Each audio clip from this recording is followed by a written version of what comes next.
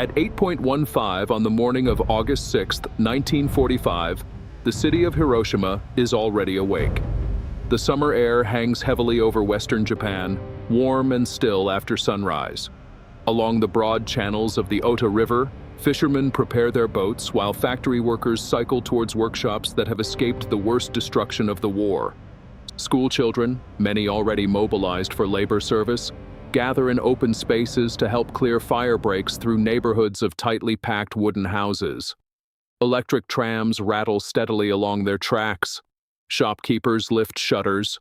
Church bells and factory whistles mingle with the distant hum of aircraft engines that have become an almost ordinary sound after years of conflict.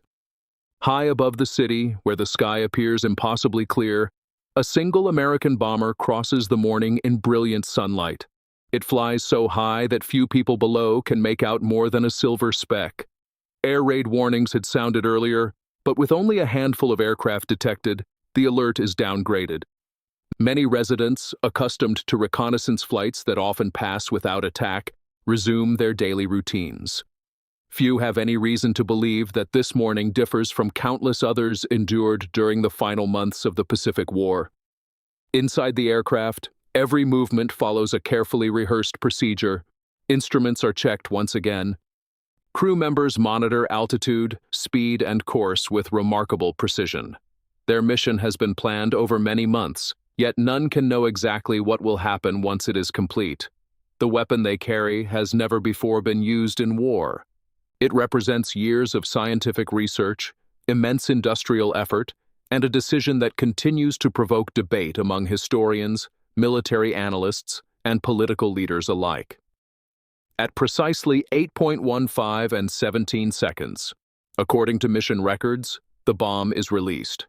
The aircraft immediately begins a sharp turning maneuver designed to escape the effects of the blast. For 43 seconds, the weapon falls silently towards the center of Hiroshima. Below, ordinary life continues almost untouched. A clerk opens a ledger. A child looks towards the sky. A tram approaches an intersection. Time seems suspended. Then comes a flash brighter than anything most witnesses would ever see again. Within moments, the familiar landscape disappears beneath overwhelming light, heat, and force. Buildings collapse. Fires ignite across the city. A towering column of smoke and dust begins climbing into the atmosphere. In less than a minute, a weapon unlike any previously employed has transformed one of Japan's largest military and industrial centers into a scene almost beyond comprehension. The events unfolding that morning will not simply alter the course of the Second World War. They will redefine warfare, international politics, scientific responsibility, and humanity's understanding of its own capacity for destruction. Over the next 2 days, decisions made by governments, scientists, soldiers, and airmen will reshape the 20th century in ways that few of those involved could fully imagine.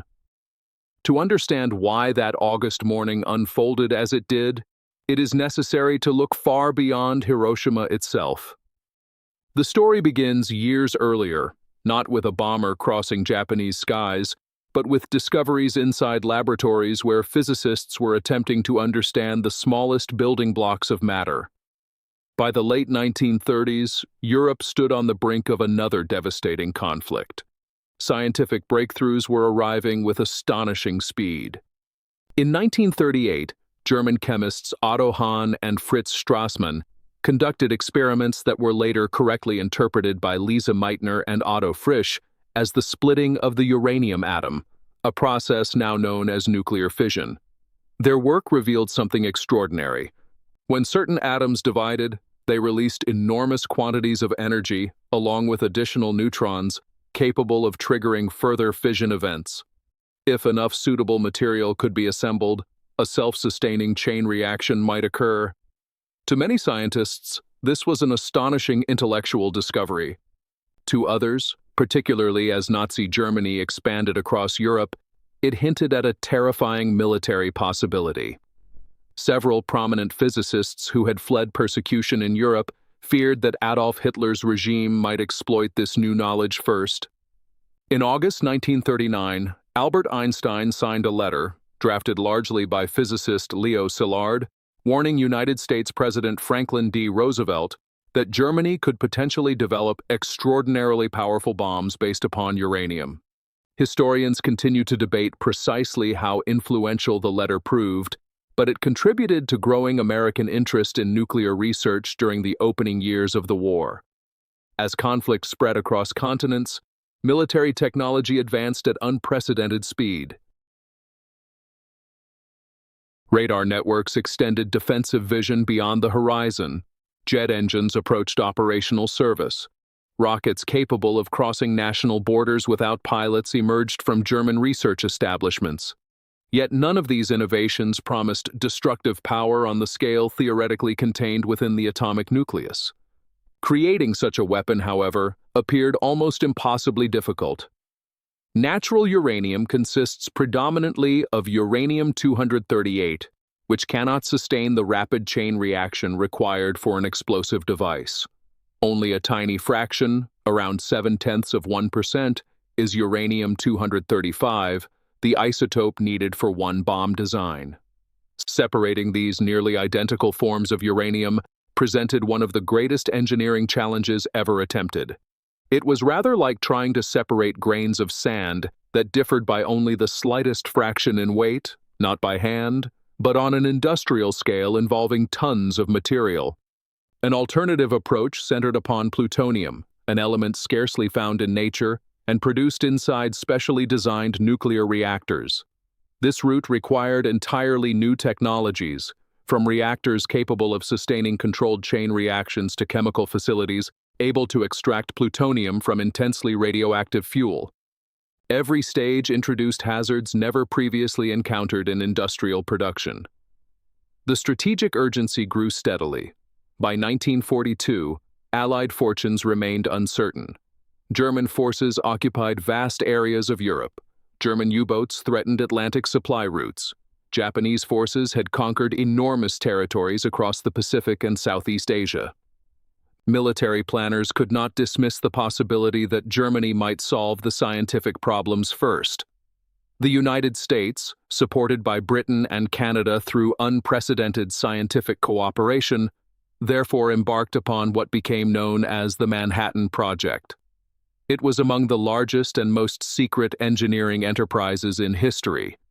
According to wartime records, more than 130,000 people eventually worked on aspects of the program, though many knew only a tiny part of the overall effort. Facilities spread across the continent, each performing specialized tasks behind strict security measures. Entire communities appeared almost from nothing. At Oak Ridge, Tennessee, enormous plants used electromagnetic separation, gaseous diffusion, and thermal diffusion to isolate uranium-235. At Hanford, Washington, massive reactors produced plutonium in quantities previously unimaginable. At Los Alamos, New Mexico, scientists and engineers worked together to transform theoretical physics into functioning weapons under the scientific leadership of J. Robert Oppenheimer. The scale was extraordinary. Vast electrical supplies powered uranium enrichment plants. Thousands of tons of silver borrowed from the United States Treasury substituted for scarce copper in giant electromagnets. New factories operated continuously, consuming resources on a level comparable to major military campaigns. Yet even those directing the project could not guarantee success. Every solution uncovered fresh problems. Every breakthrough revealed further uncertainties. The challenge was not merely to build a bomb, it was to master forces that humanity had only just begun to understand. For more incredible true stories from World War II, carefully researched and brought to life, subscribe to the channel and never miss a new documentary. The isolation of uranium-235 demanded machines unlike anything previously constructed. At Oak Ridge, engineers built vast halls filled with electromagnetic separators known as calutrons. Their purpose was deceptively simple: separate one isotope of uranium from another. In practice, it required an industrial process of staggering complexity. Uranium atoms were ionized, accelerated through magnetic fields, and separated by minute differences in mass. The distinction between uranium-235 and uranium-238 was so small that the process resembled distinguishing identical twins by the weight of a single coin carried in one pocket. The machinery consumed extraordinary amounts of electricity, and the output remained painfully slow. At the same time, another method employed gaseous diffusion. Uranium hexafluoride gas was forced repeatedly through microscopic barriers containing millions of tiny openings. Molecules containing the lighter uranium-235 isotope moved through the barriers just slightly faster than those containing uranium-238. The difference was almost imperceptible, meaning the process had to be repeated thousands of times before enough enriched uranium could be obtained. According to wartime production records, kilometers of pipes, compressors, and valves operated continuously, day and night, under conditions that pushed engineering to its limits. Plutonium offered a different path, but no easier one. At Hanford, along the Columbia River in Washington state, engineers constructed some of the world's first large-scale nuclear reactors. These enormous graphite-moderated structures transformed uranium into plutonium through neutron capture. The newly created element then had to be separated chemically from highly radioactive fuel, exposing workers to hazards that were only partly understood at the time. Entire procedures for handling radioactive materials had to be invented as the project advanced. Meanwhile, in the isolated mesa country of Los Alamos, theoretical calculations gradually became practical engineering. Scientists from Britain, the United States, and several occupied European countries worked alongside military personnel, machinists, chemists, and explosives experts. The atmosphere was unlike any conventional military establishment. Nobel Prize winners queued in the same dining halls as young technicians barely out of university. Security was strict, yet scientific discussion flourished behind the guarded perimeter. Two distinct bomb designs emerged. The first, later named Little Boy, relied upon enriched uranium. Its principle was comparatively straightforward. Two separate masses of uranium-235 remained safely below the critical threshold while apart. At the required moment, conventional explosives fired one piece into the other inside a long barrel-like assembly, creating a supercritical mass and initiating an uncontrolled nuclear chain reaction. Because scientists believed this design to be highly reliable, no full-scale nuclear test was conducted before its operational use. The second design proved considerably more demanding. Plutonium produced inside reactors contained isotopes that made the simple gun-type arrangement unsuitable. Instead, engineers developed an implosion system of remarkable precision. Carefully shaped explosive lenses surrounded a solid plutonium core. When detonated simultaneously by dozens of precisely timed detonators, the inward-moving shock waves compressed the plutonium evenly from every direction until it reached supercriticality. Achieving perfectly symmetrical compression required timing differences measured in millionths of a second.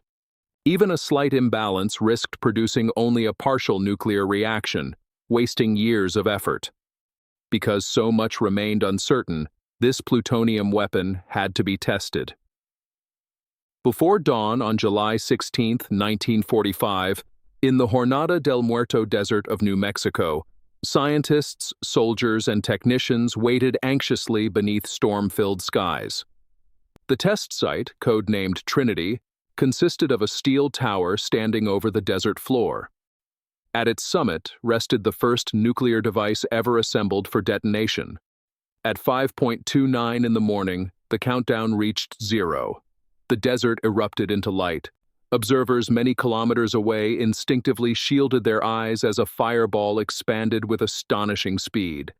A shockwave rolled across the landscape seconds later, followed by the now familiar towering mushroom cloud climbing through the atmosphere. Sand beneath the tower melted into green radioactive glass, later known as trinitite. Instruments confirmed what many present had scarcely dared believe. The implosion design worked. Eyewitness accounts describe a mixture of triumph, disbelief, and unease. Some scientists celebrated years of relentless work finally vindicated. Others immediately grasped the implications of what had been unleashed. According to later recollections, several participants recognized that warfare had entered an entirely new age. Even before Trinity, Allied leaders had been preparing for the final stages of the Pacific War. Germany had surrendered in May 1945, but Japan continued fighting despite catastrophic losses. American forces had captured islands such as Iwo Jima and Okinawa only after bitter campaigns that produced enormous casualties on both sides. The Battle of Okinawa alone, fought between April and June 1945, resulted in the deaths of more than 12,000 American service personnel and well over 100,000 Japanese military personnel, while civilian casualties were also immense, though exact numbers remain uncertain. Military planners faced the prospect of invading the Japanese home islands themselves. Operations Olympic and Coronet, the planned invasions of Kyushu and Honshu, were expected to involve millions of Allied personnel. Estimates of potential casualties varied widely then and continue to be debated by historians today. Contemporary planning documents reveal expectations ranging from hundreds of thousands of Allied casualties to even higher figures depending upon the intensity of Japanese resistance. Japanese preparations for homeland defense also anticipated enormous military and civilian losses. At the same time, strategic bombing had devastated much of urban Japan. Conventional incendiary attacks had already destroyed extensive areas of the firebombing of Tokyo on the night of March 9th, 10th, 1945 alone caused devastation on a scale unmatched by most conventional air raids in history. Naval blockades increasingly restricted food and raw materials, while Japanese industry struggled beneath relentless aerial attack. Against this background, President Harry S. Truman, who had succeeded Franklin D. Roosevelt after his death in April 1945, faced one of the most consequential decisions ever presented to a head of government. Discussions within the American administration considered military necessity, diplomatic implications, and the possibility that a dramatic demonstration of the new weapon might compel Japan's surrender without a prolonged invasion. Historians continue to debate the relative importance of these factors, and no single explanation fully captures the complexity of the decision-making process. The Target Selection Committee had already examined potential cities. Hiroshima stood out for several reasons. It was a significant military headquarters, an important communications center, and an industrial city that had suffered comparatively little previous bombing. Because much of the urban area remained intact, analysts believed the effects of the new weapon could be more clearly assessed. According to surviving documents, Kyoto had initially appeared on target lists but was ultimately removed following discussions within the American government, leaving Hiroshima among the principal objectives. In the early hours of August 6, 1945, on the Pacific island of Tinian in the Mariana Islands, ground crews completed their final preparations. Parked on the runway stood a modified Boeing B-29 Superfortress bearing the name Enola Gay, commanded by Colonel Paul W. Tibbets, Jr. Inside its bomb bay rested Little Boy, weighing approximately 4,400 kilograms and measuring just over 3 meters in length. As engines roared into life before sunrise, few people anywhere on Earth could fully comprehend that the aircraft lifting into the darkness carried not merely another bomb, but the beginning of the nuclear age. If you're enjoying this journey through history, subscribing genuinely helps us continue bringing remarkable true stories like this to the channel. As the Enola Gay climbed away from Tinian before dawn, 2 other B-29 aircraft accompanied it. One carried scientific instrumentation to measure the explosion. Another was assigned to photograph the mission. Together, they headed northwest across the Pacific, maintaining radio silence for much of the journey. The flight lasted approximately 6 hours. Inside the aircraft, the crew performed their duties with professional precision, yet several later recalled an awareness that this mission differed fundamentally from every bombing operation that had come before it. Weather reconnaissance aircraft had departed ahead of the main force during the night. Their reports confirmed that Hiroshima's skies were largely clear, providing the visual conditions required for accurate bombing. Shortly after 8 o'clock in the morning, the city appeared beneath the bomber exactly as planners had hoped. Bridges, rivers, and industrial districts were clearly visible. At 8:15 a.m., Bombardier Major Thomas Farabee released Little Boy. The weapon fell for 43 seconds before detonating at an altitude of approximately 600 meters above the city center. The explosion produced an immense fireball reaching temperatures of several million degrees Celsius at its core, although these extreme temperatures existed only within the immediate nuclear reaction. The resulting blast wave traveled outward faster than the speed of sound, flattening buildings across much of Hiroshima. Within seconds, an estimated 70,000 people had lost their lives or received injuries from which many would never recover. Exact figures remain uncertain because records were destroyed alongside government offices, hospitals, and family registers. By the end of 1945, historians generally estimate that around 140,000 people had died as a consequence of the bombing, although the precise total continues to be debated. The physical destruction was unprecedented. Approximately 70% of Hiroshima's buildings were destroyed, with many of the remainder severely damaged. Fires merged into a vast firestorm that consumed entire districts.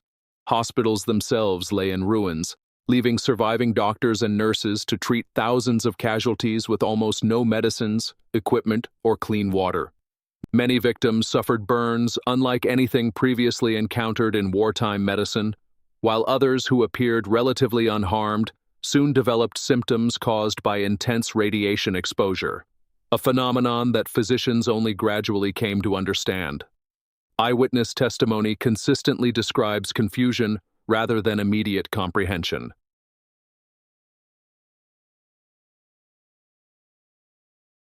Survivors spoke of an overwhelming white flash followed by darkness filled with dust, shattered timber, and burning debris. Some wandered through streets they no longer recognized, searching desperately for relatives who would never be found. Others crossed rivers crowded with injured civilians seeking relief from unbearable heat. According to wartime reports and later interviews, the scale of destruction was so complete that many struggled to identify familiar landmarks. For the crew of the Enola Gay, the view from the air was equally extraordinary. As the aircraft turned away from the city, a towering mushroom cloud climbed rapidly through the atmosphere, eventually reaching an altitude of more than 15 kilometers. Even experienced airmen accustomed to witnessing large-scale bombing had never seen anything comparable. News of the attack spread slowly and unevenly.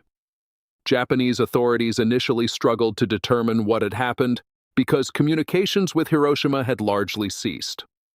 Reconnaissance aircraft sent to investigate reported that an entire city appeared to have vanished beneath smoke and fire. Scientists soon suspected that the United States had employed an atomic weapon, confirming fears that had existed within scientific circles since the discovery of nuclear fission. Yet even after Hiroshima, the war did not end immediately.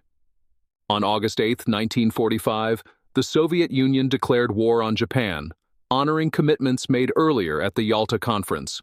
Within hours, Soviet forces launched a massive offensive into Japanese-occupied Manchuria. The Red Army attacked with overwhelming strength, employing more than 1 million troops, thousands of tanks, and extensive air support. Japanese forces, already weakened by years of war and shortages of equipment, struggled to resist the rapid advance. The following day, August 9th, another B-29 departed Tinian, carrying the plutonium implosion bomb known as Fat Man. Its primary target was the city of Kokura. However, smoke from previous bombing and cloud cover obscured the aiming point despite repeated bombing runs. Fuel reserves steadily diminished. Mission Commander Major Charles Sweeney eventually diverted to the secondary target, Nagasaki. At 11:02 a.m., Fat Man exploded over the Urakami Valley after a break in the cloud allowed visual bombing. The city's hilly terrain limited some of the blast compared with Hiroshima, yet the destruction remained immense. Tens of thousands of people died by the end of 1945, with most modern estimates placing the figure at around 70,000, although exact numbers remain uncertain.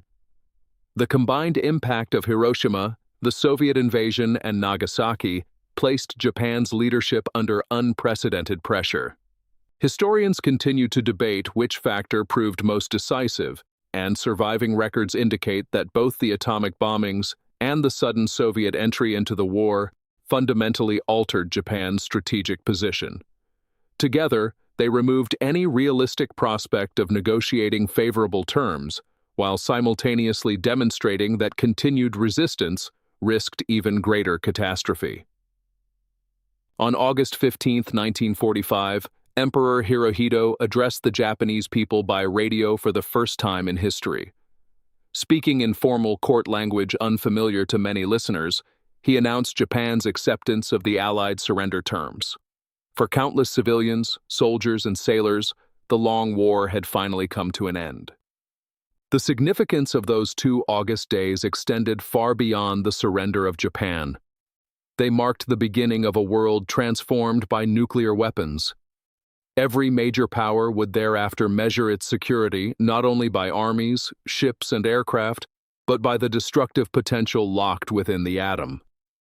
Compared with every other weapon of the Second World War, the atomic bomb represented a fundamental departure rather than a simple increase in destructive power. Germany's V-2 rocket was technologically revolutionary, traveling faster than the speed of sound over a range of roughly 320 kilometers, yet it carried a conventional warhead of about 1 ton.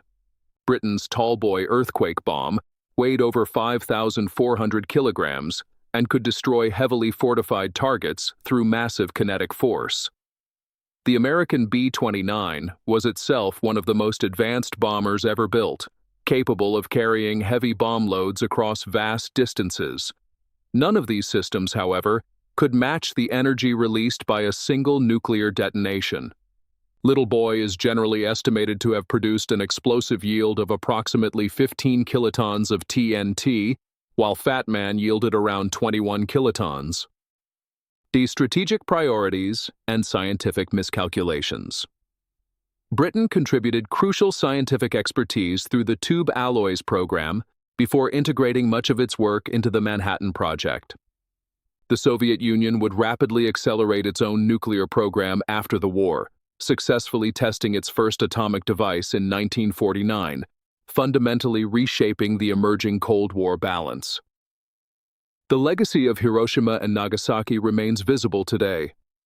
The skeletal dome of the former Hiroshima Prefectural Industrial Promotion Hall, preserved as the Genbaku Dome, stands near the explosion's hypocenter as one of the few structures left partially standing. Peace Memorial Parks in both cities welcome millions of visitors each year, preserving documents, personal belongings, and survivor testimonies that continue to educate future generations. Those museums present not only military history but human history. Melted bottles, stopped watches, damaged clothing, and handwritten diaries convey experiences that statistics alone cannot express. They remind visitors that behind every strategic decision stood individual lives interrupted in an instant. The morning that began with quiet streets, tram bells, and ordinary routines now occupies a permanent place in history. Few of the people looking up at the clear August sky could have imagined that they were witnessing the threshold of a new age. The aircraft overhead would soon disappear, but the consequences of its mission would echo through diplomacy, science, warfare, and international relations for decades to come. The 2 days that changed humanity forever were not defined solely by unprecedented destruction. They revealed both the extraordinary ingenuity and the immense responsibility that accompanies scientific discovery. From that moment onward, the future of civilization would depend not only on humanity's ability to unlock nature's greatest forces, but on its wisdom in choosing when and whether to use them again.